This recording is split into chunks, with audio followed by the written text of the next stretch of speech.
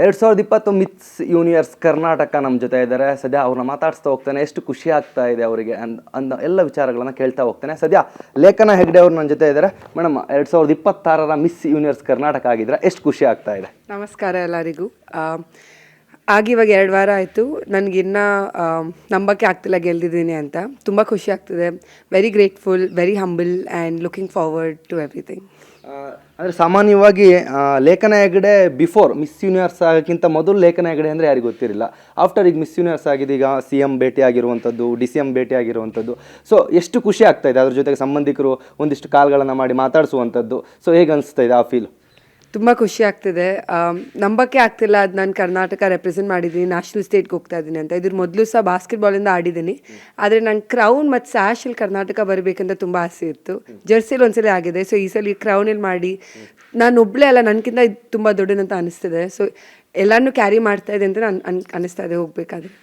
As a basketball player ಆಗಿದ್ದಂಥವ್ರು, ಒಬ್ಬರು ಕ್ರೀಡೆಯಲ್ಲಿ ಮುಂದುವರಿಬೇಕಾಗಿ ಸಡನ್ ಈ ಥರ ಏನೋ ಪ್ಲ್ಯಾನ್ಸ್ ಯಾವ ಥರ ಬಂದಿದ್ದಂತ? ನನಗೆ ಲೈಫಲ್ಲಿ ಯಾವಾಗಲೂ ಕರ್ನಾಟಕ ಬಾಸ್ಕೆಟ್ಬಾಲಲ್ಲಿ ಆಡಿ ದೇಶನ ರೆಪ್ರೆಸೆಂಟ್ ಮಾಡಬೇಕಂತ ಇತ್ತು, ನಮ್ಮ ಇಂಡಿಯಾ ದೇಶನ. ಆದರೆ ನಂಗೆ ಇಂಜರಿ ಆಗಿತ್ತು, ಸೊ ನಂಗೆ ಆಡೋಕ್ಕಾಗಿಲ್ಲ. ಅದಾದಮೇಲೆ ಸೆಲೆಕ್ಷನ್ ಕಮಿಟಿ ಎಲ್ಲ ತುಂಬ ಕಷ್ಟ ಆಯಿತು ವಾಪಸ್ ಹೋಗೋಕ್ಕೆ. ಸೊ ನಾನು ಅದೇ ನಂತ ಮೈಂಡ್ ಮಾಡಿದ್ದೆ, ಜರ್ಸಿಯಲ್ಲಿ ಆಡಿಲ್ಲ ಅಂದರೆ ಕ್ರೌನಲ್ಲಿ ಆಡಬೇಕು ಅಂತ. ಸೊ ಅದಕ್ಕೆ ವಾಪಸ್ ಇದ್ರಲ್ಲಿ ಕ್ರೌನಲ್ಲಿ ಬಂದಿದ್ದೀನಿ. ಅದಕ್ಕೋಸ್ಕರ ಇಡೀ ಶಿಫ್ಟೇ ಮಾಡಿದ್ದು. ಏನಾದರೂ ಕಲಿಬೇಕಂದ್ರೆ ಕಲಿಬೋದು, ಇವಾಗ ಕಲ್ತಿರೋರು ಯಾವಾಗ ಕಲಿಯೋದು ಅಂತ ಮಾಡ್ಲಿಂಗಲ್ಲಿ ಮಾಡಿ ಪ್ಯಾಜೆಂಟ್ರಿಯಿಂದ ಗೆದ್ದು ಮಿಸ್ ಕರ್ನಾಟಕ ಗೆದ್ದಿದ್ದೀನಿ. ಮಾಡ್ಲಿಂಗ್ ಅಂತ ಬಂದ ತಕ್ಷಣ ನಿಮಗೆ ಯಾರಾದರೂ ಫೇವ್ರೇಟ್ ಇತ್ತಾ, ಅಥವಾ ಮಾಡ್ಲಿಂಗಲ್ಲಿ ಇನ್ಸ್ಪಿರೇಷನ್ ಇವ್ರು ನನಗೆ ಆಗಿದ್ರು ಅನ್ನೋದು?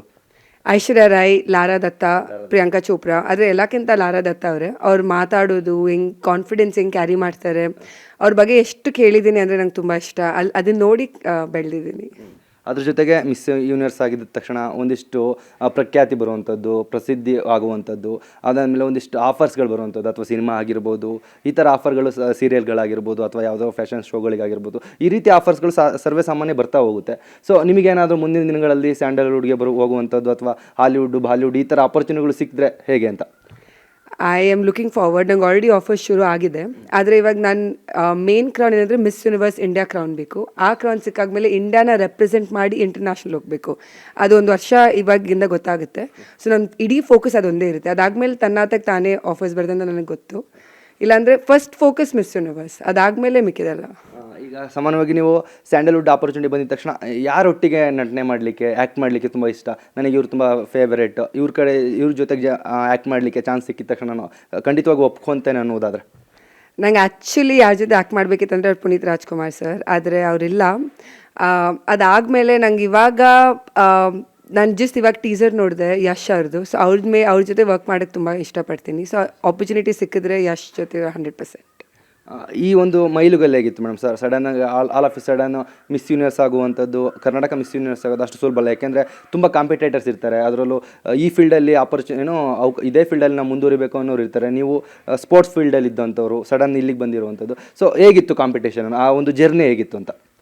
ನಾನು ಆಲ್ಮೋಸ್ಟ್ 9 ವರ್ಷದಿಂದ 9 ಕ್ಲಾಸಲ್ಲಿ ಇರಬೇಕಾದ್ರೆ ನಾನು ಸ್ಪೋರ್ಟ್ಸ್ ಆಡ್ತಾ ಇದ್ದೀನಿ. ಆಲ್ಮೋಸ್ಟ್ ಒಂದು 15 ಇಯರ್ಸಿಂದ ಕ್ರೀಡಾ ಆಡಿದ್ದೀನಿ ಬಾಸ್ಕೆಟ್ಬಾಲ್. ಸೊ ನಂಗೆ ಅದರಲ್ಲಿ ಗೊತ್ತು, ದಿನ ಎಲ್ಲರೂ ಗೆಲ್ಲಕ್ಕಾಗಲ್ಲ, ಎಲ್ಲರೂ ಸೋಲಕ್ಕಾಗಲ್ಲ, ಗೆಲುವು ಸೋಲು ಇದ್ದೇ ಇರುತ್ತೆ ದಿನ. ಆದರೆ ವರ್ಕ್ ಹಾರ್ಡ್ ದಿನ ಮಾಡಲೇಬೇಕು, ಪ್ರಾಕ್ಟೀಸ್ ಮಾಡಲೇಬೇಕು. ಸೊ ನಂಗೆ ಅದೇ ಮೈಂಡ್ಸೆಟ್ ಇತ್ತು ಇದರಲ್ಲೂ ಸಹ. ಸೊ ಸೇಮ್ ಮೈಂಡ್ಸೆಟ್ ಕ್ಯಾರಿ ಮಾಡ್ತಾ ಇದ್ದೀನಿ. ಇವತ್ತು ಗೆದ್ದರೆ ನಾಳೆ ಗೆಲ್ತೀನಿ, ಇವತ್ತು ಲೈಟ್ಸ್ ಇರ್ಬೋದು, ಇವತ್ತು ಕ್ಯಾಮ್ರಾ ಇರ್ಬೋದು, ನಾಳೆ ಇರಬಾರ್ದು. ಆದರೆ ಹಾರ್ಡ್ ವರ್ಕ್ ಮಾಡ್ತಾ ಇರಬೇಕು ಅಂತ ನಂಗೆ ಅಷ್ಟೇ ಗೊತ್ತಿರೋದು. ಆ ಒಂದು ಫೈನಲ್ ಮೂಮೆಂಟ್, ಅಂದರೆ ಫೈನಲ್ ರೌಂಡಿಗೆ ಸೆಲೆಕ್ಟ್ ಆಗಿರ್ತೀರಾ, 2 ಕೈಯಲ್ಲಿ ಒಂದು ಫೈನಲಿಸ್ಟ್ ಅನೌನ್ಸ್ ಆಗಬೇಕಿರುತ್ತೆ. ಆ ಒಂದು ಸಮಯದಲ್ಲಿ ಯಾವ ರೀತಿ ಇತ್ತು ನಿಮ್ಮ ಫೀಲ್ ಅಂತ?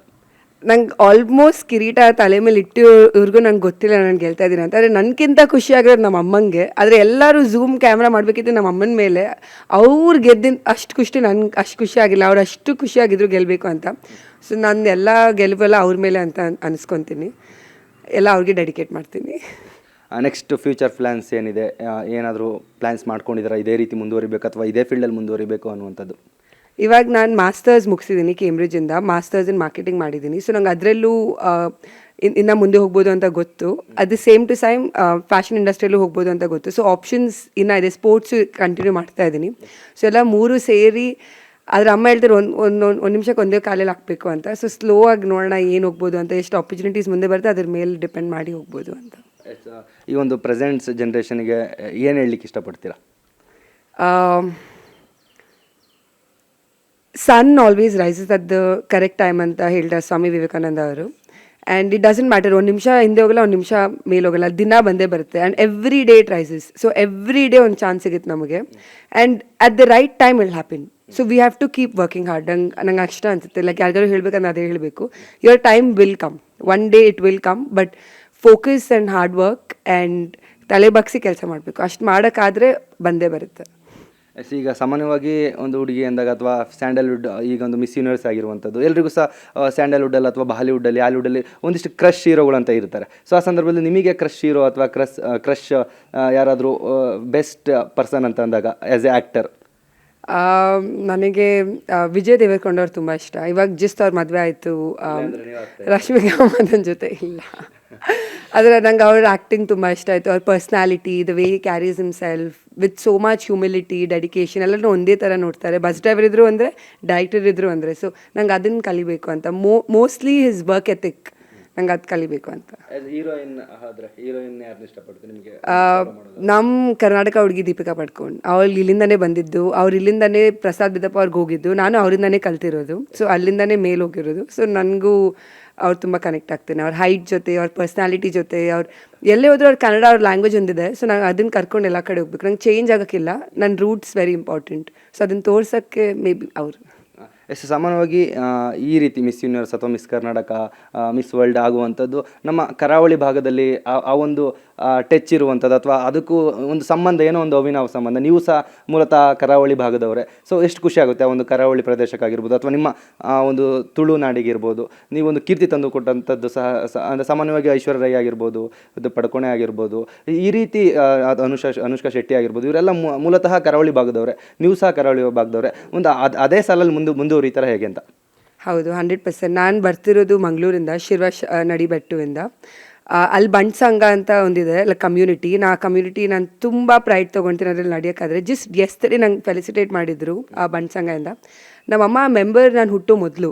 ಸೊ ಆಲ್ಮೋಸ್ಟ್ 25 ಇಯರ್ಸ್ ಅವ್ರು ಡೆಡಿಕೇಟ್ ಆಗಿದ್ದಾರೆ ಅದಕ್ಕೆ. ಸೊ ನಾನು 5ನೇ ಕ್ಲಾಸು, 10ನೇ ಕ್ಲಾಸು, ಕಾಲೇಜ್ ಎಲ್ಲ ನೋಡಿದ್ದಾರೆ ಆ ಇಡೀ ಕಮ್ಯುನಿಟಿ. ಆ್ಯಂಡ್ ಎಲ್ಲಕ್ಕಿಂತ ತುಂಬ ಸಪೋರ್ಟ್ ಮಾಡ್ತಾರೆ ಏನೇ ಇದ್ರು. ಆ್ಯಂಡ್ ಎಲ್ಲ ನಮ್ಮ ಶೆಟ್ಟಿ ಹುಡುಗಿರು ಕಮ್ಮಿನ, ಎಲ್ಲ ಕಡೆ ಇದ್ದಾರೆ. ಸ್ಪೋರ್ಟ್ಸ್ ಇರಲಿ, ಫ್ಯಾಷನ್ ಇಂಡಸ್ಟ್ರಿ ಇರಲಿ, ಬಿಸ್ನೆಸ್ ಇರಲಿ, ಎಲ್ಲ ಕಡೆ ಹೆಸರು ಇದ್ದಿರುತ್ತೆ. ಸೊ ಅದನ್ನು ನಾನು ಕ್ಯಾರಿ ಮಾಡಬೇಕು ಅಂತ ಎಲ್ಲೇ ಹೋದರೂ ಅವ್ರದ್ದೊಂದು ಇದ್ದೇ ಇರುತ್ತೆ. ನಾನು ತುಳುನಾಡು ಹುಡುಗಿ, ಮಂಗಳೂರು ಹುಡುಗಿ, ಅಲ್ಲಿಂದ ಬಂದಿರೋಳು ಅಂತ. ಫೈನಲಿ ಏನು ಹೇಳಲಿಕ್ಕೆ ಇಷ್ಟಪಡ್ತೀರಾ ಆ್ಯಸ್ ಎ ಕಾಮನ್ ಪೀಪಲ್ ಆಗಿ, ಅಥವಾ ಸಾಮಾನ್ಯ ಹುಡುಗಿ ಆದವಳು ಇವತ್ತು ಕರ್ನಾಟಕ ಮಿಸ್ ಯೂನಿವರ್ಸ್ ಆಗಿರುವಂಥದ್ದು? ಸೊ ಎಷ್ಟು ಖುಷಿ ಆಗುತ್ತೆ? ಫೈನಲ್ ಆಗಿ ನಮ್ಮ ಆಡಿಯನ್ಸಿಗೆ ಏನು ಹೇಳಲಿಕ್ಕೆ ಇಷ್ಟಪಡ್ತೀರಾ? ನಾನು ಹೇಳ್ತೀನಿ, ನಾನು ಒಂದು ಸಾಮಾನ್ಯ ಹುಡುಗಿನೇ. ಲೈಕ್ ನಾನು ಎಲ್ಲಿಂದನೂ ಬಂದಿಲ್ಲ, ಜಸ್ಟ್ ಫಸ್ಟ್ ಸ್ಟೆಪ್ ತೊಗೊಳ್ಬೇಕು. So there is nothing big or small. Everybody has ಒಂದೇ ಬ್ಲಡ್, ಎಲ್ಲಕ್ಕಿಂತ ಒಂದೇ ಬ್ಲಡ್ ಇರೋದು. ಕಲರ್, ಕ್ರೀಡ್, ಹೈಟ್ ಏನು ಮ್ಯಾಚ್ ಆಗೋಕ್ಕಾಗಲ್ಲ. ಜಸ್ಟ್ ಮನ್ಸು ಮಾಡಬೇಕು, ಅದಕ್ಕೆ ಕಷ್ಟಪಡಬೇಕು ಅಷ್ಟೇ. ಒಂದ್ಸಲಿ ಮನ್ಸು ಮಾಡಿದರೆ ಏನಾದರೂ ಮಾಡ್ಬೋದು. ಇದಿಷ್ಟು ಮಿಸ್ ಯೂನಿವರ್ಸ್ ಕರ್ನಾಟಕ ಆಗಿರುವಂತಹ ಲೇಖನ ಹೆಗ್ಡೆ ಅವರ ಮಾತುಗಳಾಯಿತು. ಕ್ಯಾಮ್ರಾ ಪರ್ಸನ್ ಶಿವಕುಮಾರ್ ಜೊತೆ ಸುಮನ್, ಏಷ್ಯಾನೆಟ್ ಸುವರ್ಣ ನ್ಯೂಸ್, ಬೆಂಗಳೂರು.